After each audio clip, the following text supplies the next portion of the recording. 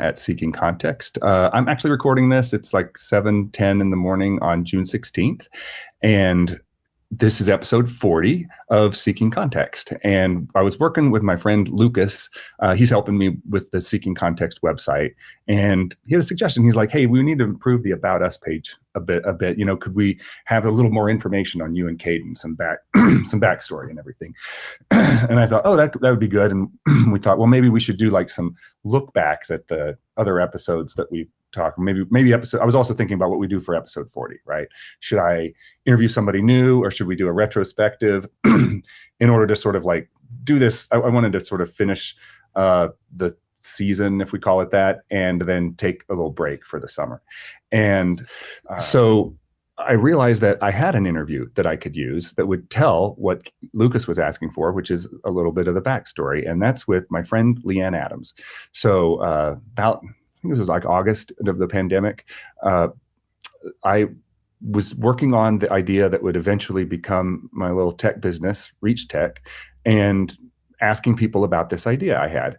And just, what do you think about this? What do you think about this? And I talked to Leanne, and then she had some really interesting thoughts, and it led me to say, okay, I'm going to interview her formally, and then record it. I was trying to, improve my interview skills in order to do research for, researching like a tech initiative or something. And in the process, I discovered that I really like interviewing people, and I have some natural ability for it. Most things that I've done in life, I have to work really hard at in order to get good at. And in interviewing people, I have to work a little bit, but I was like, finally, I'm naturally gifted at something. And so I recorded this interview with Leanne, and we just talked about a number of things. And it sort of, if you watch it, and you'll learn about what an interesting, amazing person Leanne Adams is.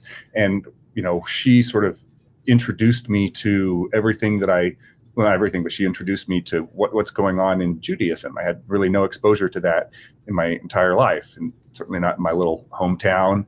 There just wasn't any exposure except for pockets of things I'd experienced when I got out into the world. And then she showed me the beauty of the Jewish traditions and the Jewish cultures by living in my house accidentally during the pandemic and chanting Torah from our courtyard and doing all of these things. And I was like, she's such a lovely person. I need to know more about who this person is and what she's doing here. Why is she in my house?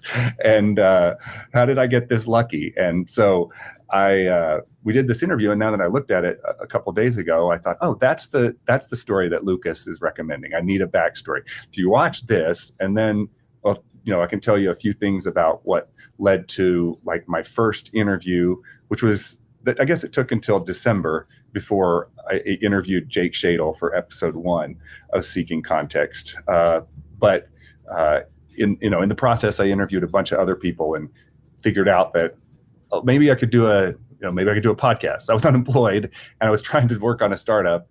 And so I was like, well, if startup fails, maybe I could be a podcaster. And it was all serendipitous that the business, it seemed like it might be working. The podcast might be working. And now I might even have to choose. Do I only do podcasting, or do I only work on a new business? And I would like to keep doing both, but sometimes you can't do both things extremely well. And I'm like, what a lucky situation I found myself in completely by accident. And so I hope that's what you were looking for, Lucas. And then I'll come back and let you, after I speak with Leanne, or after I let you watch the interview with Leanne, then I'll be back. And so enjoy meeting, I guess I should say, and now presenting Leanne Adams. Okay. Hi, Leanne. Hi. For anyone watching this is Justin. I am talking to my good friend and tenant in my home, actually, Leanne Adams. And we're going to be talking about religion and education and your life. And I'm interested to learn some things, some of which I think I know, and probably a lot that I don't. So you know that I am an entrepreneur, and I am an inventor, and I like building things. And, a few days ago or last week, I showed you the prototype of kind of the learning app that I've been just bouncing around off of people and getting feedback on. And you mentioned that you thought there could be application for something like that in B'nai Mitzvah training. And then, we talked about a larger kind of challenge in Judaism of people, drifting away from the faith in their early adult years, that, the challenges of engaging with the community for young people seems like it's kind of a long-term trend. And I've thought about that since we've discussed it. And I think that's definitely a big challenge in other faith communities. Certainly, I grew up in the Methodist Church and I have drifted away from it, even though my parents remain quite active. And I think that's disappointing to them, And so, anyway, I think that the challenges there are clearly exacerbated by the pandemic. And maybe there may be some real opportunity here to, create, some a product or a platform or something that can help people engage in this time of real acute need, and possibly make the community engagement come closer to the in-person experience, and maybe even in some ways surpass it. Because of the modern technology's ability to connect us with other people around the world who might be more charismatic or more, in tune to somebody that speaks with us that doesn't happen to live in our own community locally, but is part of a larger community that you're connected to. And so that's just kind of context on where my mind's at and why I wanted to talk. And you are, from my observation, you're very active in your church or in your synagogue, and you're also a teacher, and so very active in education. And so I just kind of want to learn about things that are important to you, and some of the problems that you see, and just the challenges that you're facing in like the pandemic and overall. We'll start out maybe a little lighter on the subject, and can you tell me what your typical day is like? You have I guess, you can just kind of answer that question in terms of you have stuff with your synagogue, you have stuff with work. What do you do when you go about your day? Well, I'm just finishing my summer break. I'm a teacher, and I'll start teaching again next week. I walk my dog, the dog I just reprimanded, and I usually do a bar method class. I do the bar method, which is an exercise class that is part ballet, part Pilates, and part yoga. That takes about an hour. And right now I usually read, or now I'm starting to do preparation for teaching again. And most evenings I either lead or attend the Zoom evening prayers with my synagogue, and cook some food. I usually eat it with you. In normal times, would you go to the synagogue every day? Not every day. I would, I'm a service leader often, and I'm asked to lead the evening prayer service. It's only a 15-minute service. But there is one every day? There is one every day except on Shabbat. And then on Shabbat, which is our holy day, which is a Friday night and Saturday, there are different services. Okay. But this is for, this service is so someone can say a certain prayer called the Kaddish, where you are specifically remembering someone near and dear to you who has died. So every day? You remember that. You don't remember them every day. You remember them on the anniversary of the day they died. It's called their yahrzeit. So, and you have to say this prayer with 10 other people. So this evening prayer service is always available in case someone needs to say that prayer. Okay. Mm-hmm. And I guess with the size of a congregation or of a synagogue, there might be something every day of the year? There's But not there's necessarily. frequently something. Sometimes there's 2 or 3 of them in one day, and then sometimes they'll go several days without it. But still, a community of 10 to there's always at least 10 people there, and typically there's 20 to 25 people or so Okay. there, And now that's happening exclusively on Zoom. exclusively on Zoom in our synagogue. Okay.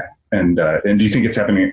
Is Zoom the only platform people are using? Are they using other? They do it on Facebook or FaceTime, or I'm not it's just kind of sure. Zoom is the widely adopted solution. I think it's the widely adopted solution right now. It's definitely what our synagogue is using. We don't have a good outside space in our synagogue property on Baker's Hill.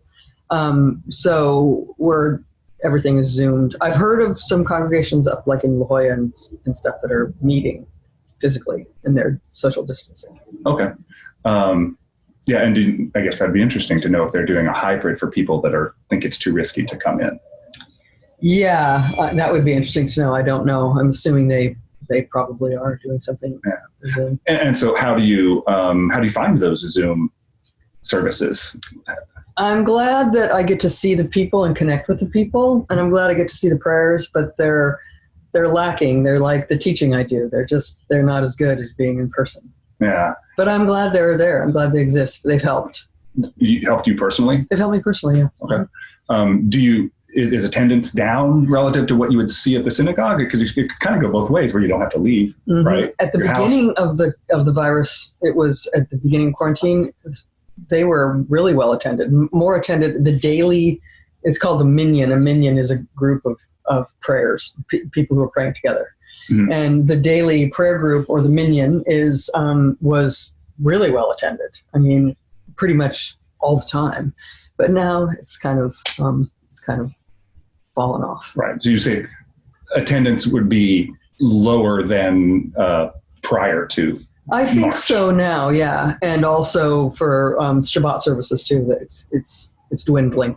Right. Okay. Well, I guess we can kind of go into.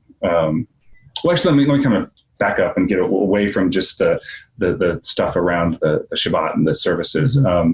In other aspects of your life, like when do you typically use the internet? Like, what's the first time of day you use your phone or the computer for? My phone, I look at it in the first thing when I wake up. You do? I look to see if there are any messages. And what apps? So, like, what apps and programs do you typically use? I use WhatsApp, and particularly my daughter. I have a daughter in Vienna, Mm-hmm. so I talk to her through WhatsApp, and we'll FaceTime a lot. And so often she will have a question for me, and she will have asked it while I'm asleep because of the time difference there. So I will usually contact her, or oftentimes we'll FaceTime right when I wake up. And that's just typical mother-daughter, the relationship, like just like you would call during a normal time, or if she happened to live in town. Yeah, There's something different about now than. Well, she has a lot of questions about teaching because she's doing a teaching. She's teaching in Vienna, and Okay. she's a beginning teacher. So she has, and I've been teaching for decades, so she has a lot of questions for me. Oh, cool. Mm-hmm. Is she just starting classes this She's fall? just starting. Oh, she hasn't started classes yet this fall, But she did teach last year. She taught last year. Okay. Yeah, last year was her first year. She having the dreams of what are the teacher dreams at the start of Yes, the year? dreams that she's in You're front of the missing class. or you didn't show up, or whatever. she's unprepared, or not, or undressed in front of the classroom. Yeah, all those horrifying dreams. Yeah. Okay, well, so tell me a little more about your role in the synagogue. You said you are it's kind of like a lay leader. Yeah, lay leader. What the Protestants would call it. Yeah, I lead a lot of the services. I also chant from the Torah, which is a skill that you have to study and keep up on. It's kind of like playing an instrument, really, because the Torah is chanted in a very specific way, and you have to do it correctly, and you have to sing it in a certain way. It's like chanting, right? And so I do that. I do that as well. And is that volunteer? Do you get compensated for that? No, I volunteer. Okay. Purely volunteer. And is that position always like that? A volunteer? Like, do places employ people to do this? Because the rabbi is paid, right? Yeah, the rabbi is paid. And most synagogues have a paid cantor, but we don't have. A cantor is someone who sings all the blessings, because the blessings it's very melodic. And but our synagogue doesn't have one. We've always done it with. We have a pretty learned congregation, and people are willing to do it. And it's always. So you are the cantor in this case. I'm one of them. One of them. I'd say there are probably about 7 or 8 of us who do it, and I do it a lot. Right. And so I guess could you describe just kind of your relationship with Judaism? I am. Well, we were talking at the beginning of this interview that typically after the bar or bat mitzvah, it's really typical in Judaism for that child to really never having wanted to do it in the first place. I was really connected as a child to Judaism, not because my parents kind of weren't.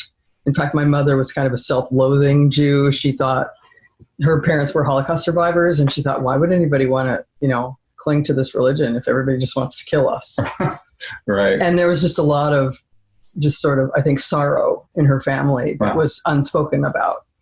Although my grandparents were very, very loving, and I loved the way they celebrated Shabbat. There was a lot of joy in it. And where were your I interrupted. Go ahead and finish your thought. There was a lot of joy in the Shabbat, in the ritual and the routine in their house, and the food was really good, and I loved it. And I liked the prayer. I don't know why I liked it, but it just sort of, it made me feel something that I didn't feel any other time in my life. As a girl? As a young girl. And your siblings, were they like that, or other friends? No. Did you felt different?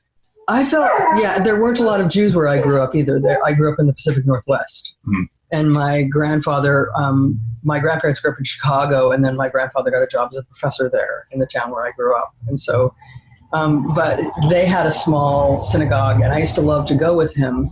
And my grandmother never went. She would be home preparing the food, and but I would go with my grandfather, and I loved it. I loved the song and the people there, and they were Orthodox Jews, and the men were separated from the women. But when you're a little kid, you can go into the men's side. So I would always go and mess around in the men's side of the little synagogue. Orthodox, but not Hasidic. No, just Orthodox to try, to do all the blessings, and they weren't they were just great people, and I loved the Judaism, and my sisters didn't, and I'm kind of like the only one who did. And then I, like so many teenagers, and when I got older, I didn't want to be different than my friends. I wanted to be more like them. And so even though I still really loved it, I loved going over to my grandmother's and my grandparents' house and stuff, and I still love their rituals and their Judaism. I didn't go to synagogue with them anymore, and I sort of drifted away. And then when in my adult life, I didn't have a lot of Jewish ritual in my early adult life incorporated into it. And until my parents died, my father died, and I was very close to him. And the Jewish ritual around death is really meaningful. And I was really, I was unprepared for how large the grief was. I really was gobsmacked by it. And but the Jewish community comes into your house, they cover the mirrors, they bring you food, and they say this prayer with you that I explained earlier, that where you have to have 10 people to say it. Mm-hmm. You have to say this in community, and for this reason, because they prop you up. And they do this for a week. And I was really moved by that. Like, that just made sense to me. And I wanted to, then I tiptoed back to Judaism after that. I started studying it more. I started studying Torah like you're supposed to as a Jew. And I started going to synagogue more often. Mm-hmm. And then when this happened, my children were very small. And I realized I wanted them to have this in their lives. I wanted them to have what I had with my grandparents in their home. Mm-hmm. So I started practicing and becoming more involved in Jewish communities. And you raised your daughter, and daughter's in the faith. Mm-hmm. I did, yeah. Although my ex-husband really didn't want to have any kind of religious ritual in the house, so it was a problem. But I did it anyway. I mean, I had Shabbat dinner, and I taught them. I've also studied extensively. I studied in yeshiva I went and I've lived in Israel for 3 years total, and I speak the language, and You lived there with Abe, right? I did. So he's connected to the Jewish tradition, just not the faith? He was also raised as a Jew and knows a lot about it, speaks the language. He uses Hebrew in his intellectual study as well. He's a professor. And his first book was called Milton and Monotheism. And so he studied how Milton was a monotheistic guy, the idea that there's one God, and the Jews sort of had that idea first. So he studied religious texts for his secular work. So he knows a lot about it. Right. Mm-hmm. He just doesn't. He has a different relationship than you do. He has a much different relationship than I do, and he doesn't really have a spiritual bone in his body. And I kind of like spirituality. I don't really understand it, but I described to you before about like how the way the prayers make me feel. Mm-hmm. I think that's a spirituality of some sort. Even though I don't really believe in God. Right. I don't believe in God, but I wish I did. Right. And so, this prayers speak to me in this way. This is beautiful, beautiful ancient poetry that makes me feel really good. It's kind of like the way you feel when you hear a song that you really like. It's like that kind of, mm-hmm. It's uplifting. That's very interesting. Mm-hmm. So it sounds like there was a conflict in raising your daughters in the faith, or if you call it the faith, in the yes. traditions. There was conflict because, as I said, I really I just opened my eyes after my father died, and the Jewish community came in and helped in this way, and I was like, wow, I want to be more Jewish. And Abe was like, you're getting religious. This is not okay. This isn't what I signed up for. And even though I never asked him to go to synagogue with me or anything like that, this was something I was exploring myself, but he didn't like that. He thinks it's a slippery slope. And then all of a sudden I was going to, shave my head and wear a wig or something, and just get really, really religious. And I never have. And, but it did become way more meaningful to me. And I wanted our daughters to study it and learn it and become bat mitzvah. And he wanted that too, actually.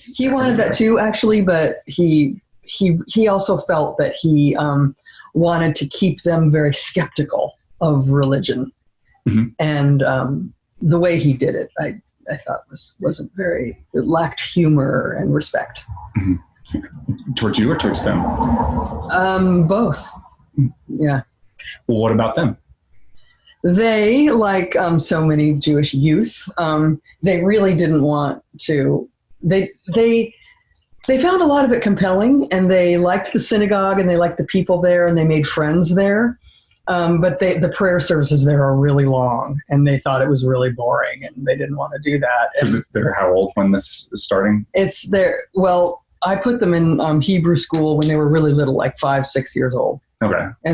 But that's like playing games, and they're so little then that they just they do whatever you want them to, and that's fine. But then the time when they start to have to learn a lot and have to really apply themselves to it is when they're becoming adolescents, and they start rebelling against everything. And this was one thing they really rebelled against. They just really didn't want to do it.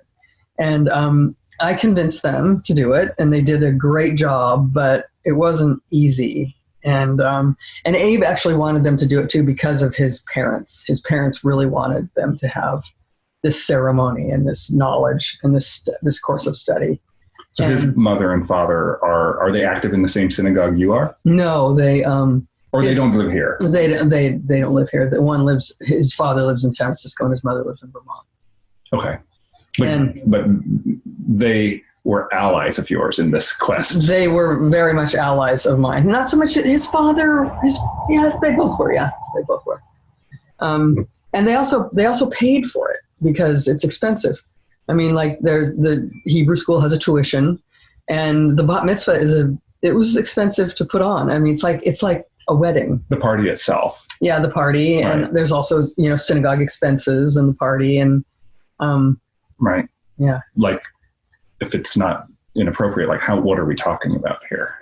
It's not inappropriate. It was probably $3,000 to $4,000 to put to for the party. for the party. But then what about like the religious school?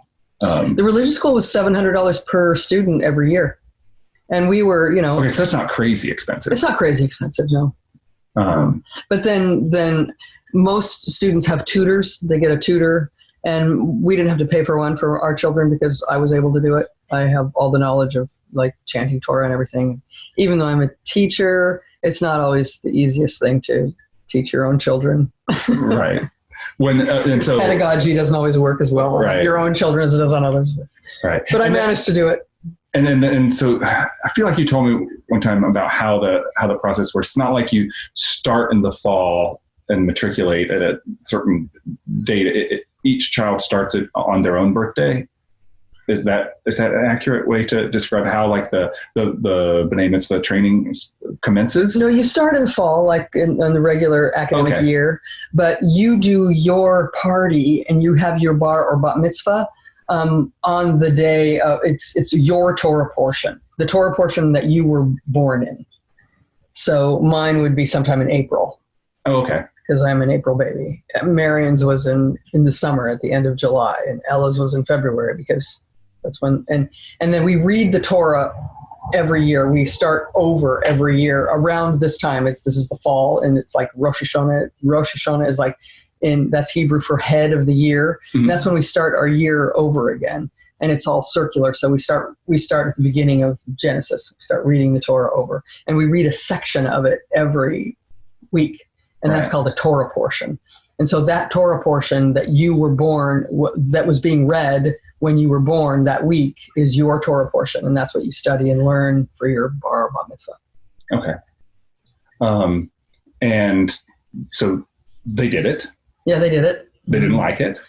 They liked parts of it. And they found parts of it really challenging. I mean, we studied the Torah portion together, and Abe helped on that too, because Abe's a literature professor and he had some interesting insights for it. And they liked the intellectual challenge of it. And they also liked Hebrew.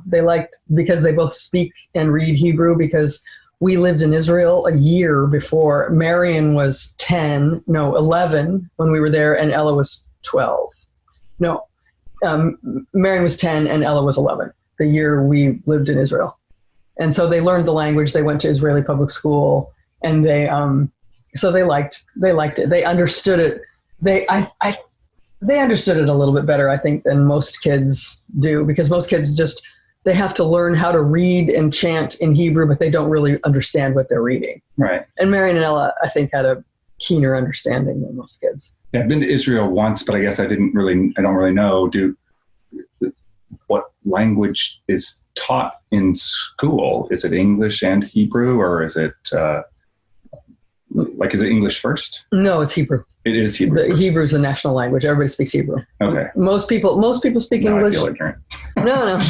Most people. There's also Arabic, but most Jews don't learn Arabic. But all the Arabs have to learn Hebrew. Okay, and so when they went to school there, they were just the classes were taught in Hebrew. Yeah, they were all taught in Hebrew. They had one. How old were they? They were 10 and 11. It was immersion. Hard. It was hard, and I mean. And they went there with only knowing a couple handfuls of Hebrew words, because you learn how to, but they did know how to read it. So they knew the alphabet and before they went there. So they had a little bit of a leg up, but they had to learn, they learned fast. They call it a lot of children come to Israel and learn this way. It's immersion, and they just learn it. And they call it the miracle of Hanukkah, because in Hanukkah is around, we celebrate a miracle of light on that holiday, and it's in the winter. And it's the time when the kind of the light goes on for the children the child who's in this immersive situation, because it was around the winter when they started chatting with their friends in Hebrew on the phone and stuff. It was pretty amazing. That's neat. That was cool. After having been there for how long? Just 4 months maybe. Wow. Yeah, but children are amazing. They're like sponges. They learn really quickly. And my children are incredibly brilliant. So did they start their bat mitzvah training then while you were over there? Yeah, they had done the preliminary Hebrew school. So they had learned how to read Hebrew. They learned some of the blessings, a lot of the blessings, because I say a lot of the blessings at home, And then we would always have a Friday night dinner. Like our dinner would be very special. It's called Shabbat dinner on Friday night because you're ushering in the holy day. And so we always had a lovely dinner on Friday night. And Abe would participate in that too because he really likes to cook and he's a very good cook. So, and my daughters would invite their friends over. We always had a house full for that dinner, and it was always festive and fun. And I would always say all the blessings. And so they just grew up hearing them. So they didn't have to learn them then. And then they had that year in Israel. So reading Hebrew came very easy to them, and they also understood it. So, but they had been in Hebrew school every Sunday morning for years before we even went to Israel. Yeah. So, but the bar mitzvah and bat mitzvah training, or that's also called b'nai mitzvah. B'nai includes boy and girl, bar and bat. So the b'nai mitzvah training starts pretty much in earnest about 2 years before the party. Okay. And how does that training kind of unfold? You were teaching them, and then they have their a teacher at the religious school, or multiple teachers at the religious school? Yeah, they have multiple teachers at the religious school. They start out with their little like primary kindergarten teacher or something. Then there's a music teacher, so they have just a couple teachers, and then they would segue into a class where, like 4th and 5th grader, that would be a different teacher, and they would start learning different things. And this is like once a week there, or once a week. For an hour or two, or it was about a 2-hour school, but they started out with the morning blessings, and then they would go into a class, and then they would have a recess, and then they would usually do some activity with the whole school. It's kind of a small school, so a lot of it was playing around and community kind of stuff. Right, but some classroom learning. I mean, there was always a little bit of classroom learning. Right, but that's not like in the Methodist Church we had Sunday school. This happens just during the week. In addition to your regular schooling? When you start studying in earnest for your B'nai Mitzvah, you have an evening class in the week too. For our school, it was on Thursday nights. And that's about an hour and a half. And it's intensive learning. It's a lot of learning, and you have to do homework for it and everything. And then most kids, on top of that, the Thursday night class plus the Sunday morning school, they're also working with a tutor, like a couple times a week. Or maybe once a week. Whenever the family decides to do that. Right, whenever they can do it. For 2 years. For 2 years, yeah. Does that impinge on your ability to do other extracurricular activities that like your friends at school that aren't Jewish do? Yeah, especially, and those kids have to go to Saturday morning synagogue services too. That's like you're going. Yeah, it's not for 2 years, mostly pretty much the year before your bat mitzvah. So that happened 1 year. I insisted that my daughters go for 1 year, and we had a policy in the school. I used to be the director of the Hebrew school attached to our synagogue, and we had a policy that the kids had to come 3 services out of a month to they were required to do that. So we took. If you don't, it's like you're not participating in the program. Well, they never really enforced that. We would talk to them and try to encourage them to do it, but we really didn't. We weren't that punitive. It's the standard you were trying to uphold. Yeah, it was a standard we were trying to uphold, and we didn't have really anything punitive. If they didn't, we were like, well, too bad. It would really benefit you to do it, but some of them didn't, but most of them did. We had the help of their parents, and their parents would kind of nudge them there. Right. Well, and so there'd be, like how many kids at a time would be in a program like that in your synagogue? In my synagogue, there's about 10 to 12 kids at any given time. There's probably an average of 8 to 10 B'nai Mitzvah at our synagogue a year. Right. That's usually. And would you say you're a small synagogue, or you're a large? We're medium. We're medium size. We're not small, and we're not really large. We're just the right amount. Because it's interesting. We have about 250 families maybe, and not all of them come all the time. They, we're getting ready for the high holidays now, and that's when everybody comes. It's going to be different for COVID, but on an average, I'd say there's about 40 to 50 people on a Saturday morning service. A little bit more on a Friday night, because Friday night's shorter. It's just you say some psalms and kind of get together and have some cookies with your friends afterwards, and then go home for dinner. Yeah. And they have some children's programs around that too. It's really kind of nice. It's community is together. Right. And the kids become friends with each other as they go through this program. Yeah, they do. And because they might be in, I assume, different school districts. Yeah. It's not really a cohort of it's not like your synagogue is based on your neighborhood. You're driving across town because you can, like, I guess you chose this synagogue over the ones in La Jolla because it's like I guess that's an interesting question. I haven't even thought of. How do you choose your synagogue? I did a lot of synagogue shopping when I first moved here to San Diego, and the ones in La Jolla, the people seemed really, I don't know, the community didn't speak to me the same way. People were like really dressed up and designer clothes, and they lived in La Jolla. Yeah. You live in LB. Like this synagogue used to meet. This was the former Beth Israel. It was a different synagogue that we now, in the building we now inhabit, and they rented this like weird, funky office space down on Morena Boulevard, and it wasn't even a glamorous building. But the people were so wonderful. They were really warm and interesting and smart and funny, and they loved us. And it was really welcoming to children too. You know, they didn't have a lot of children then. The community was smaller, and we didn't have the same rabbi that we have now. We had this other rabbi that was really interesting. He was really intellectual, and our rabbi's intellectual now too. But he was I really liked him, and he was a little quirky, and he had this twin brother, and they wrote like books together and stuff. And but everybody was just really loving and welcoming of my kids, and they were just really little, and they were like climbing underneath the seats and stuff, and everybody was just like, "Oh, children, they're such a blessing." And so I just love that. Unlike the other synagogues they seemed sort of judgmental, and so. Yeah, or not as warm, or not as interesting. It was just a really warm welcome. Just a good fit for you. It was a great fit for me. Yeah. Right. So and you didn't have anybody else. Abe wasn't involved. You just chose on your own. I chose on my own. Yeah, and Abe wasn't involved. But then that's another thing that Abe's mother's pretty wealthy, and she paid for synagogue dues for our family, and that was like a couple $1,000s a year too, because I wasn't working then. And when we first got here, because my children were so small, and I refused to work when he was in graduate school because my children were babies. I was having babies. They were infants and toddlers. And I wasn't going to work then. I said, throw my phone number away. This is what I'm here for.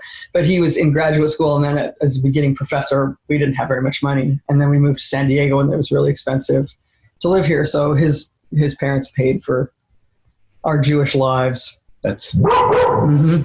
That's nice. Well, are the dues essentially a tithe?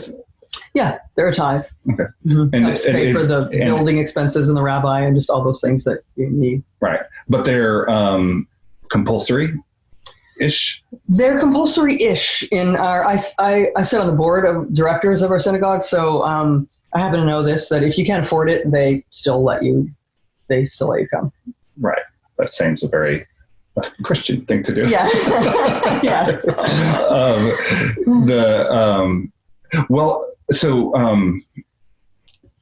What is the attendance like in terms of like those dues today? Right? Is the church thriving? Is it struggling? How is that financial situation going? We were just barely holding on. In fact, we had some debt. And then we moved into this building on Bankers Hill. It's a beautiful building. I don't know if you know, it's on 2nd and Laurel. It's that big Moorish I'm building. Sure I've seen it, but I don't know the one. It's a stunning building. It's absolutely beautiful. But Beth Israel built a different building up in La Jolla, and they moved up there. And so we moved into their building. And then this lawyer who does like mortgages and real estate and stuff got this great deal, and we were able to kind of purchase the building, and now we own the building, but we couldn't afford it at the time. And then we had to do all this. It's an old building, and it was built by the same architect who built the Balboa Theater down in Horton Plaza. It's just gorgeous. And we had to do all these repairs, and then we decided to do a renovation. So we were millions of dollars in debt, and nobody was talking about it. Like, it was just kind of like the elephant in the room. When did this happen? How long ago? This happened like about 7-8 years ago. Okay. When we finally racked up all this debt, and I mean, it was really pretty ridiculous. And then this new president came on board. The presidents serve 3-year terms, and then sometimes they'll serve a second term. And this new president came. His name's Ray Sachs, and he started serving as the president of the board. And he was like, "Listen, we have to talk about this. I mean, like, we're in some serious debt. This is ridiculous." And he was a really good fundraiser, and he does fundraising, and he also asked just like rich congregants in our synagogue if they would just like pay a lot of it, and they did. And so now, I mean, before COVID, I don't know. I think we're still kind of barely hanging in there, but we had a surplus there for a while because Ray Sachs was so good at raising funds, and he was just great with money. And he's the kind of guy you talk to him for a while, you just want to give him a bunch of money. Well, it sounds like charisma matters a lot in terms of like your desire to work with a particular congregation and his ability to lead. Yeah, it really does. It really does. It really comes in handy. Well, and so like, what's the budget of a church in a year? Like you have to pay for the grounds, you have to pay for the rabbi, the religious school, but that's kind of funded on the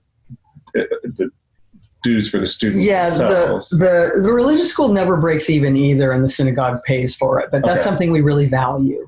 And I used to feel bad about that when I was the director. I was like, well, we're kind of, a couple $1,000s or a few $1,000. You should raise your tuition or something? Yeah, but they were like, the board of directors were always like, don't worry about it. This is something that, that we pay for. We pay for education. Education is really, really highly valued. And so, but yeah, there's the religious school it's expensive, the grounds, the mortgage of the building, the rabbi's salary, the religious school director's salary. And then there's also like a secretary and an assistant that runs everything. And then we have something we call, he's like the janitor guy. And we call him the Shabbat goy. The word for goy in Hebrew is foreigner. Mm-hmm. And so he's not a Jew. And there are rules that like you're not supposed to turn on lights and you're not supposed to do any work on Shabbat. And we're not that religious, so everybody drives and turns on lights on Shabbat and everything. But when you're in the building, it's kind of like we hire somebody else to do it for us. And so he like serves us food and stuff on Shabbat. And he also works in the synagogue, and he's been there ever since before when we were in that other building. Like he's kind of like an uncle to my kids. Like everybody knows him. He's this Mexican guy. His name's Rene, and he's so awesome. And he's a great baker. He bakes these unbelievable cakes. I mean, his cakes are better than extraordinary desserts that are down the street. Oh man. Well, and all those people are being paid right now, but they're not. Well, I guess he's not doing anything. He's still there. He's there, and he's like still, cleaning the bathrooms and cleaning up and vacuuming and stuff, even though nobody's there. But he is being paid, I happen to know. I mean, which I'm glad about. And people are still paying dues. I mean, congregants are paying dues. We pay our dues. Right. And then that's like a monthly thing, or you do an annual check, or? It depends. I pay it all at the beginning of the year, and some people pay it monthly. They also do a Yom Kippur appeal. On Yom Kippur is the holiest day of the Jewish year. It's our day of atonement where we have to starve and we have to fast all day long and pray. We basically are in synagogue praying all day long, and we're saying the liturgy is absolutely beautiful. It's soaring, and we're pleading. We have to spend the days from Rosh Hashanah to Yom Kippur, like getting our act together as Jews. We're supposed to go up and physically apologize to people if we've like offended them or screwed them over in any way in the previous year. And then on Yom Kippur, we're supposed to stand before God and plead for another year in the Book of Life. And the night before is the evening is called Kol Nidre, and it's beautiful. It's just absolutely beautiful. The music, it's considered by musicologists considered just some of the most beautiful music that's ever written. And we say this prayer, and we say it 3 times. It's called Kol Nidre. And then the president gets up and he does an appeal for money. It's called the Yom Kippur or the Kol Nidre pledge. Mm-hmm. And every synagogue does this in every congregation. And they give a little speech and ask you to just like give a little bit more than you than your dues are. And everything. Relate it to some modern topic that's relevant to the congregation at that time. Yeah. And Ray Sachs, this really charismatic fundraiser guy, he said something one year, it just really stuck with me. He said it needs to hurt just a little bit, and not a lot. You're not supposed to, like you can't, of course it would be irresponsible to decimate your finances, but it should sting just a little. Yeah. That's one of the things I think about gambling. You have to be at a table that it's a meaningful loss or it's not. Yeah. If it's to quarter, it's not fun. You can't go to the $1,000 table though. You will not be happy next year.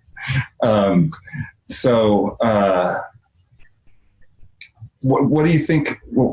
What's going on now? Like in terms of like during this crisis, everybody's meeting on Zoom. I assume all the B'nai Mitzvah training must be happening over Zoom, unless, are people like, are there speakeasies that people are meeting anyway, or they form? I don't think so. Tutor germ pods. There might be some tutor germ pods. I don't know about that. I know. I'm really good friends with a lot of congregants who have small children and children who are, B'nai Mitzvah age, and they're pretty much quarantining and they're doing Zoom. Yeah. And do you have a sense of how that's going? You aren't having to participate in that particular component. No, I don't know how it's going. I know that I have this good friend that I walk with, and her children are, she's having to do the teaching, and she doesn't like to do it. She sends her kids to a Hebrew school, and she feels like she's the police, policing them to do this learning, and they resent it. And because normally she wouldn't have to do that if they were actually in school. No, and a teacher would be able to teach them and present this material in a way that would interest them, presumably. Right. And she feels like she doesn't know how to do it, and it's really frustrating for her. So right. So I know that one specific instance. But in terms of like the services that you do attend, you attend here in our courtyard frequently through Zoom, and it sounds like it's not great. It's not. It's really not. It's just when we're in the building in the synagogue, everybody sings these prayers together, and it's really uplifting. It's like it's just. You hear everybody's voices, and there's a lot of call and response in prayer, in some prayer. And like we do that with Zoom, like the leader will call, and then they'll get one responder, because if you get a whole bunch of people doing it on Zoom, it just sounds like a cacophony that makes no sense. Yeah. And so, that's nice. And it like fills some need, but it's nothing like the uplifting music that you hear in the synagogue with everyone's collective voices. Right. And singing this beautiful ancient poetry. And so, I'm glad that we do it and we see each other and then we schmooze a little bit afterwards, but it's not nearly as nice as services being in person in the building now. And there's really no current end in sight, right? No. Because it's not like we might get restaurants and barbershops back here, but gyms and churches, basically, I think Gavin Newsom is saying we're not opening them up anytime too soon. Yeah. I think that might be a good place to stop and let me think about things. I know that I have more. All right. Hello again. This is Justin. Only a few minutes have passed since I signed off, but hopefully, if you're listening to this, you actually spent the last 45 minutes or however long it was listening to and meeting and learning about the amazing Leanne Adams. And so I'm glad that you're back if you're still listening. And the thing that she said in that interview, when I watched it a couple of days ago, that it is really kind of the whole backstory on Seeking Context is, I don't believe in God, but I wish I did. I got to know Leanne really well before she ever made that statement. And it might have even just been in the interview when she said it. And afterwards, I had to think about that because, as I grew up in a Methodist household and exposure, most of the Christian traditions, I guess, you would never maybe you might believe that might be what you're seeking, but you would never say that out loud. It's certainly not within your faith community, like because it's just like, if you don't believe, like when I went to camp, Kanakuk, when I was a little boy, they were asking me to profess my faith at like age 9. And even then I knew, like, well, I can't stand up and say that because I was kind of, I guess I was a 9-year-old agnostic. I didn't have any evidence. And I thought that standing up and saying what I believe would be hypocritical, because if God knows everything about the universe and he can see inside my mind, then he would know I'm lying. And then am I supposed to lie? And I was like, this is a very confusing situation. But I just like, I don't feel like I could stand up. It'd be embarrassing, because I was kind of embarrassed for people that I thought were standing up in order to be part of the group. And so then I thought about all of this, and I was like, I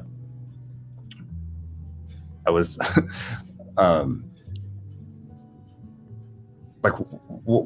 how can I figure out more about Leanne Adams and why she feels this way, right? And I just even though she comes from a different background in terms of what she believes, she just believes it in such a way that was confusing to me, that I thought I should know more. And so and that sort of inquisitive approach is what I've tried to do with all of Seeking Context, is go talk to interesting people about something that I don't have a lot of background on. For example, the episode 30, I guess it'd be 39, that'd be Jeff, my cousin, who's a tattoo artist in Sioux Falls, South Dakota. There's so many confusing things that I learned by going up and visiting him. Like, I learned that there's a difference between, there's like a Sioux Falls, South Dakota, and a Sioux Falls, Iowa, and I still don't actually fully understand that geography and all of these. Everything has Sioux in it, but it's in a different state with a name that's very similar. And so I got a little bit of clarity on that. And then I went to his little town, and I got clarity there. Oh, this is a very cute. Okay, now I know it's about 200,000, and how he talks about what a lovely town it is and how much he enjoys it, but how it took him like 3 years to convince people on Main Street that he is even though he's got tattoos, they have like this, they judge the book by a cover a little bit, thinking like, oh, this is a meth head, this is a gang person. Because they don't have any exposure to the tattoo world, or they didn't when he moved there, because the tattoos have kind of gone mainstream since then. So by doing that interview, and Jeff I knew when I was like a boy, a little bit, because we saw each other summers sometimes, but I never really could even figure out the family relations, who's your mom, how does the parent relationship go with cousins and aunts when there's babies that were born 15 years after the other.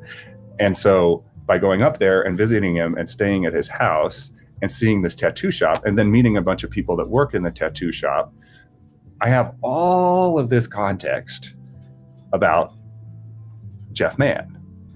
And then I'm kind of like, more people should know about Jeff Mann. And you can get to know a little bit about him if you watch that episode. And that's basically what I'm trying to do with Seeking Context. And so, Lucas, there's your answer. That's kind of like why I'm doing what I'm doing. The other thing that's been happening, what I guess you might risk this happening, is if you go talk to a bunch of people and you ask them what they believe, and you get them to a place of trust where they tell you, then you can't help but be influenced by that. And so that happened to me, and I've been reading. I'm like, okay, is there truth to the Bible? I'd never really read it. And is there truth to other things, and can I learn about them? And so I just started reading a bunch of things, and I came across a book of poetry by Rumi. And so he's this, if you're not familiar with him, and I actually wasn't, everybody's like, he's famous, he's the most famous poet in America. And I'm like, literally never heard of the guy. And now that I've read some of his poetry, I'm like, how did I never hear about this? Why didn't literally no person in my entire education, I've got more education than a person needs for sure, not one person ever said, go read Rumi. Like, it's one of those things when you find out about something and we realize, how have I gone my whole life without knowing about this? And then I just reading it a few weeks ago, and I came across this poem about an elephant. And I'm going to paraphrase. I thought I brought the book, but I didn't. So I'll just paraphrase. Oh no, I did. So hold on. I think I got it right.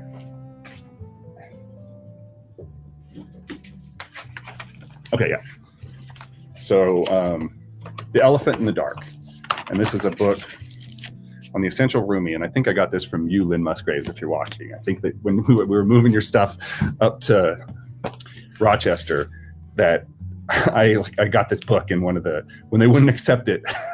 We went to I'm giving too much context, but we had a funny situation where we couldn't even get rid of books for free to a donation place that takes books. So Elephant in the Dark. Some Hindus have an elephant to show. No one here has ever seen an elephant. They bring it at night to a dark room. One by one, we go in the dark and come out saying how we experienced the animal. One of us happens to touch the trunk, a water pipe kind of creature. Another, the ear, a very strong, always moving back and forth fan animal. Another, the leg. I find it still, like a column or temple. Another touches the curved back, a leathery throne. Another, the cleverest, feels the tusk, a round sword made of porcelain. He's proud of his description. Each of us touches one place and understands the whole in that way. The palm and the fingers feeling in the dark are how the senses explore the reality of the elephant. If each of us held a candle there, and if we went in together, we could see it. I read this poem a few weeks ago, just in the middle of the night, and it just sort of blew me away. I'm like, that's it. Seeking Context is we're in search of that elephant, and it might be God. On some of our episodes, there's talk about that, but it might be, music or entrepreneurship or business or, finding meaning in your work. Like, what's your elephant? What don't I understand about something? What don't I understand about a person? That elephant. I'm trying to get a full picture, like, about your life or somebody's life. And it's one of the things that's fun about, like, celebrity culture, right? Like, you think you get to know them, and it's nice because, like, you the tabloids tell you, if you're into tabloids, and you get this, like, you feel like you can kind of get to know, and they have, like, they're just like us, and then you feel like I could go out, I could have meet Tom Cruise for drinks, or Meryl Streep. I can meet Meryl Streep for drinks because she's played so many things, and you kind of know her as a person. We would really get along well. I think you just get that sense, and so I think that, like, if you have, like, an elephant mindset, then I think you might be one of the listeners that would gravitate towards the show. And if that's not how, you don't really want to know more, you just want the answer, then I don't think this show is for you. And so I've been thinking about this metaphorical elephant and this tent metaphor, and I was thinking about how people actually behave in the world. And I thought, I think there might be another animal in that tent, and it's a skunk. This magic skunk. There's actually lots of these little skunks, lots of magic skunks in there. And mostly they're super friendly. They're soft. They're kind of like, you can't smell them. They're friendly skunks, and you might bump into some of these skunks, and then they feels nice. And then, but what happens with people, you just got to go with me on this metaphor. Sorry, is that they get this skunk, and it makes them feel good, and they talk to other people about it, and they feel like they know. Like they know that there's this thing that brings them comfort. We could say, like, if this particular elephant we're talking about is God, you're trying to search for God, and you find this skunk, and it makes you feel good, and all these other people, that makes them feel good, and you get to be in fellowship with those people, and that's actually good. But then you find out that there's somebody that, like, isn't like you. And you're like, I don't really want them in the group. It's not really, it's going to make us feel uncomfortable. And you might reject that person. And any rejection of that person is a little bit of spraying them with a little bit of skunk. Because they might be like, oh, I was searching for that elephant, and I thought all these people knew about the elephant. And they've actually described it, and I love those people, but then they sort of rejected me. They pushed me away.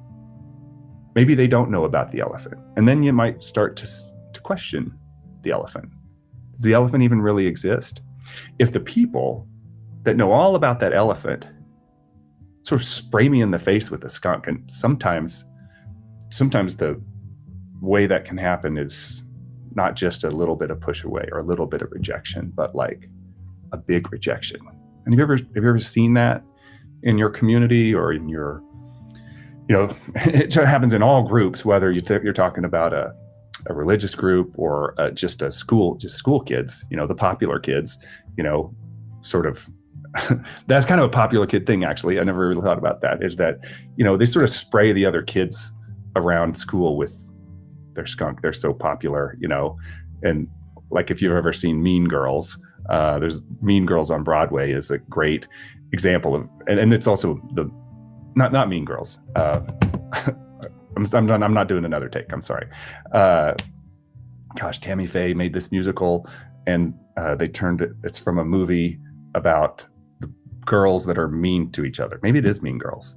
I think it is. I think I just had a brain fart and couldn't remember that I got the name right. But the point is that like high school kids get kind of like that. You get cliquey, and you're like the meaning of my youth and my identity is going to be wrapped up with this group of people, and then you hate these other people, right? Or you push them away and you roll your eyes at them because you've got it figured out, your group, as you get comfort by being inside that group. But yet you reject and you hurt these other people. That's kind of skunk mentality. And we have that. You almost get trained. And it seems like right now, Twitter, for example, is just like trench warfare with skunks. And so you don't have any context. It's a random person puts a thing out on Twitter, and then you yell at that person, or then people start yelling back at each other because they're arguing the facts, right? They're arguing like you don't have the right facts, and both sides have this certainty that they do, and they think the other side is wrong, and that they're bad, even though the thing that they're trying to accomplish, the goal is exactly the same. It's like they have the same exact value. Whatever elephant they're searching for, they both really want to find the elephant. And they both really want to be a part of a group of people that helps find that elephant. But when the animosity towards each other and their lack of sort of curiosity about why the other person might hold a different view, they're just not seeking context on why that view is different and how you might be able to learn from it, right? And so, it's like even if you're in that tent, you have know all about this elephant, you gotta feel like you gotta kind of say, make sure, like, have I been skunking people and I didn't realize it? And I'm gonna end the metaphor there. It's just like I don't think that seeking context can solve the world's problems or any problems, except to the extent that if I could I'd love to spread an elephant mentality in the world, and I'd love to talk to people that have that. And I've looked back to all these episodes that we recorded, and I think every person that I've interviewed is an elephant-seeking type of person, whatever we were talking about.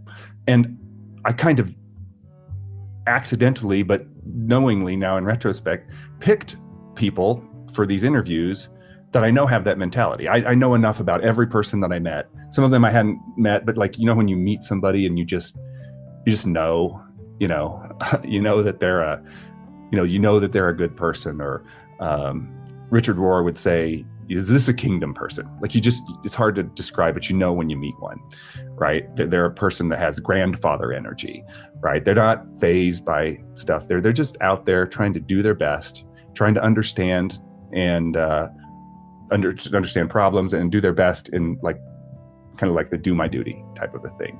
And I'm pretty lucky that I found, I guess if this is episode 40 or 39, actually a lot of other people, because some of the episodes had multiple guests.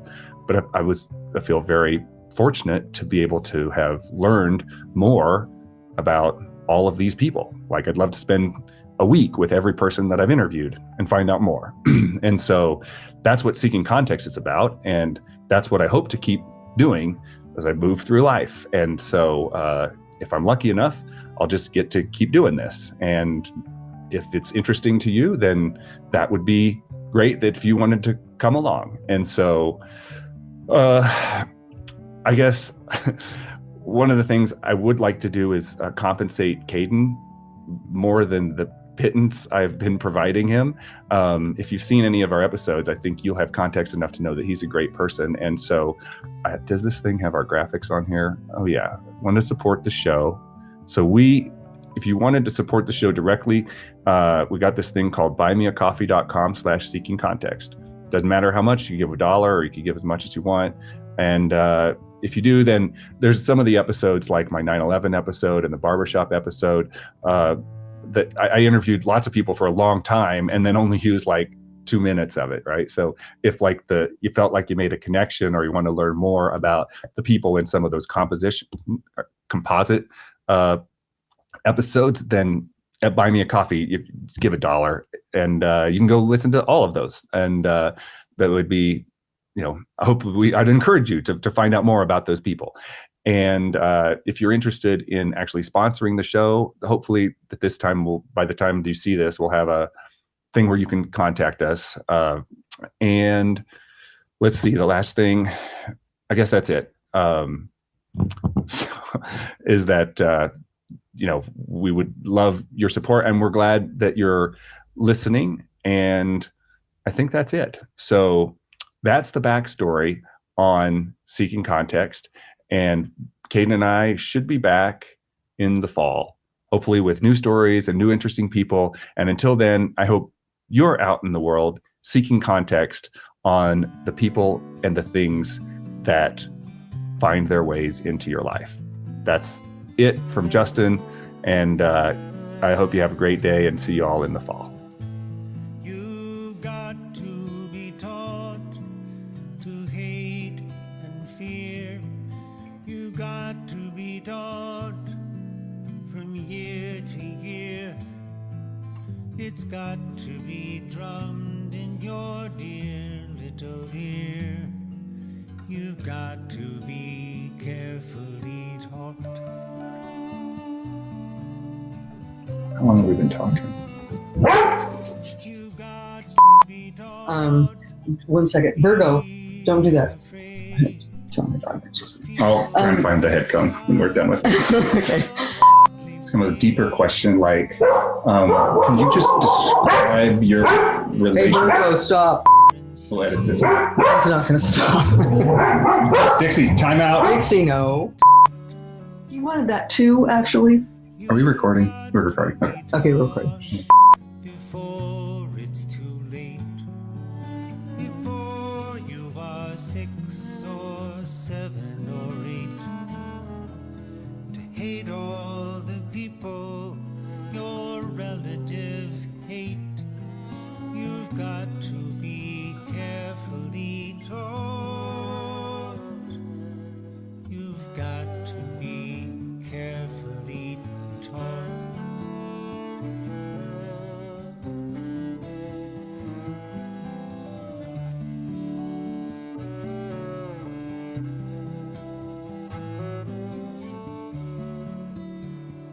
Cool. Well, we'll sign off and I hope this recorded. Bye, everybody.